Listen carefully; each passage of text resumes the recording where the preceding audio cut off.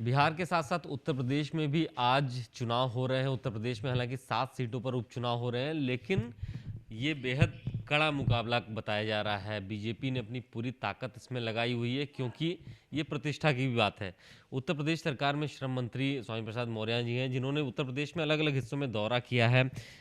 उपचुनाव को कैसे आप देख रहे हैं? ये कहा जा रहा है कि ये लिटमस टेस्ट है, क्योंकि कुछ दिनों पहले राज्यसभा के जो निर्वाचन होने थे उसमें ये बात सामने आई कि बीएसपी और बीजेपी मिले हुए हैं। उसके बाद चुनाव हो रहा, तो इसका कोई असर आपके पास फीडबैक आ रहा है कि इसका भी असर देखने को मिलेगा चुनाव में? देखिए,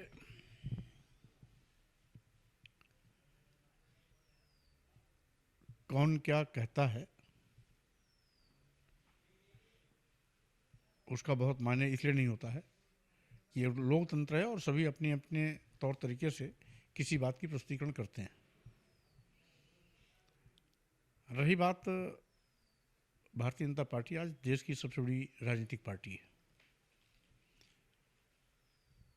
माननीय मोदी जी के नेतृत्व में देश की जनता ने विकास के नाम पर बीजेपी को प्रचंड पूर्ण बहुमत की सरकार बनाने का जनादेश दिया, प्रदेश में भी और देश में भी।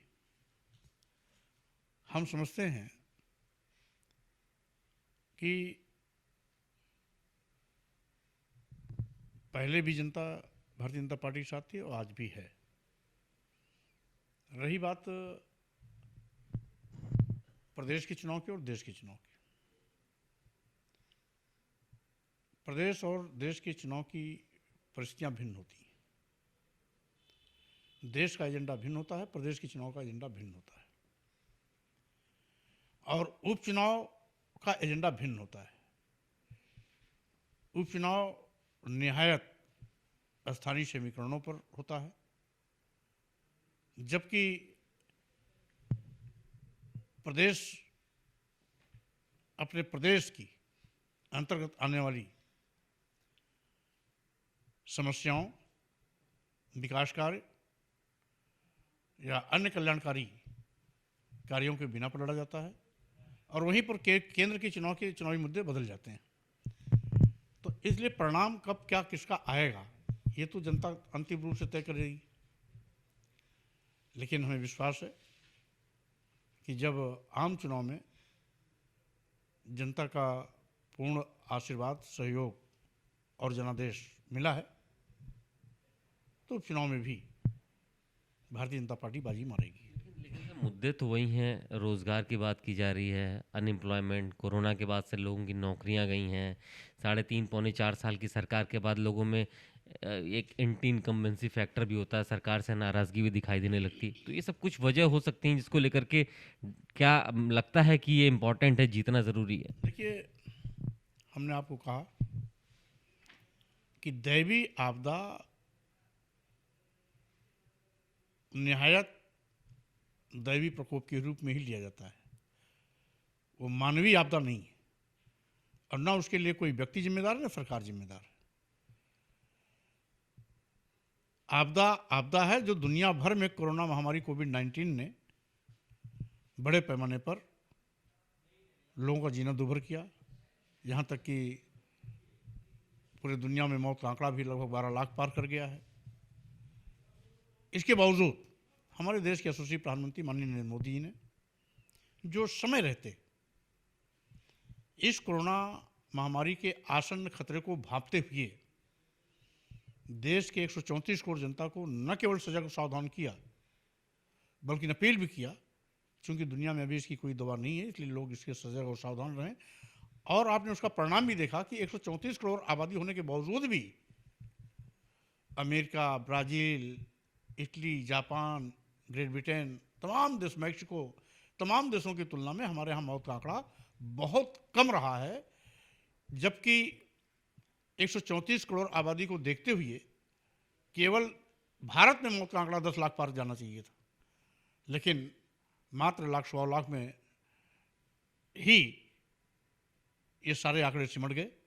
जबकि 30 करोड़ की आबादी वाले अमेरिका में 2.25 लाख 2.5 लाख मौत का आंकड़ा पहुंच गया, मैक्सिको में भी लगभग 1 लाख पहुंच गया, ब्राज़ील में भी लगभग 1.5 लाख 2 लाख पहुंच गया, और जबकि इनकी आबादी छोटी है, उत्तर प्रदेश के बराबर या उत्तर प्रदेश से 19-20 के अंतर पर है।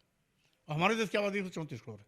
इसके बावजूद कोरोना महामारी के दौर में जिस तरीके से पूरे देश के लोगों के सम्मान के लिए माननीय प्रधानमंत्री जी ने 20 लाख करोड़ रुपए का आर्थिक पैकेज दिया, 20 करोड़ महिला जनधन खाता धारकों के खाते में कोरोना संकट के दौर में आर्थिक सहयोग दिया और कुल 30,000 करोड़ रुपया 20 करोड़ महिला जनधन खाता धारकों के खाते में गया।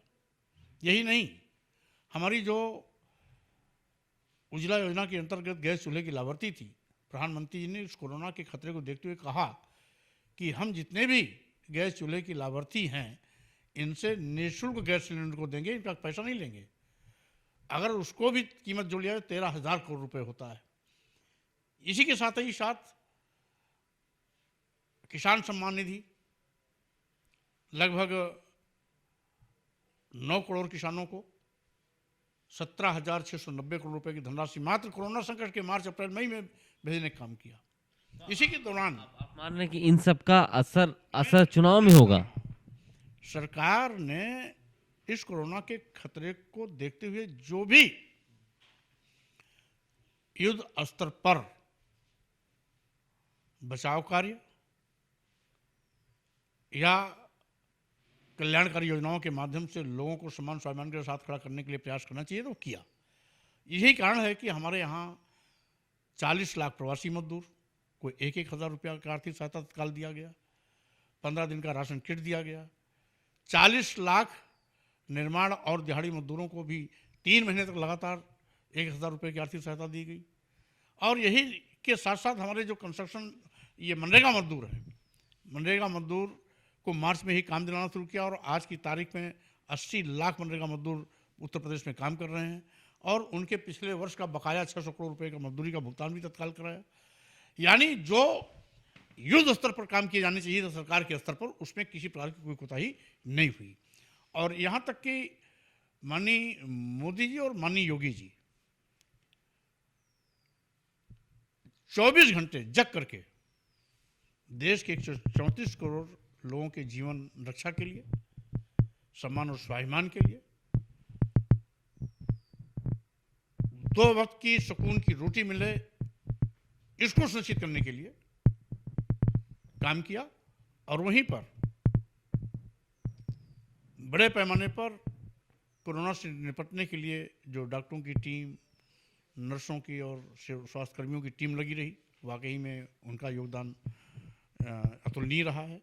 जबकि लोग कोरोना के मरीज को परिवार के लोग छूने से परहेज करते थे, लेकिन अपनी जान को हथेली पर रख करके ये जो हमारे कोरोना योद्धा रहे वो जुटे रहे। रही बात चुनाव जीतने की, तो स्वाभाविक रूप से हमें पूरा विश्वास है कि जिस तरीके से प्रदेश में विकास का काम हुआ है, कोरोना संकट में सरकार ने युद्ध स्तर पर काम करके सबके सम्मान को ऊंचा उठाने का काम किया है, सबके राहत देने का काम किया है और साथ ही साथ विकास योजनाएं और कल्याणकारी योजनाएं के माध्यम से हम प्रत्येक गरीब की डिग्री तक पहुंचने का प्रयास किए हैं। उसको देखते हुए हमें विश्वास है कि हमें फिर से जनता का जनादेश मिलेगा और हम जीतेंगे। लेकिन समाजवादी पार्टी कह रही है कि बीजेपी सपा से मिली हुई है, सपा कह रही है कि बीएसपी से मिली हुई बीजेपी, तो ये मैसेज भी तो लोगों के बीच में गया है। देखिए, कौन किससे मिला है, कौन किससे नहीं मिला है। अगर आप इसी बात को मानते हैं तो आज समाचार पत्रों में मायावती जी का सीधा बयान है कि मैं कभी भी बीजेपी से मिलकर चुनाव लड़ ही नहीं सकती हूँ। तो समाजवादी पार्टी क्या कहती है, बहन मायावती जी क्या कहती हैं, ये दोनों उसको जाने, बीजेपी से उसका क्या लेना देना। समाजवादी पार्टी काम है मायावती पर आरोप लगाना, मायावती जी काम है समाजवादी पार्टी पर आरोप लगाना। तो ये दोनों आपस में एक दूसरे पर आरोप प्रत्यारोप कर रहे हैं, तो उससे बीजेपी का क्या मतलब है, बीजेपी कौन सा लेना देना है। ये दोनों का आपसी झगड़ा है, आपसी विवाद है। मैं बड़ी की तय बड़ी बीजेपी के दुश्मन है और चुनाव में पहले भी मात खाए हैं, आगे भी मात खाएंगे। बहुत शुक्रिया हमसे बात करने के लिए। तो चुनाव की अगर बात करें तो उपचुनाव में बीजेपी आश्वस्त है कि सीटों पर निकालेगी, जो तमाम समस्याएं हुई हैं बावजूद उसके बीजेपी आसानी से जीत हासिल करेगी और जो पिछला जो आरोप रहे हैं सपा के या बसपा के, उसका इन चुनाव पर कोई असर नहीं मिलेगा। कैमरामैन गिरीश के साथ अभिषेक पांडे, भारत समाचार, लखनऊ।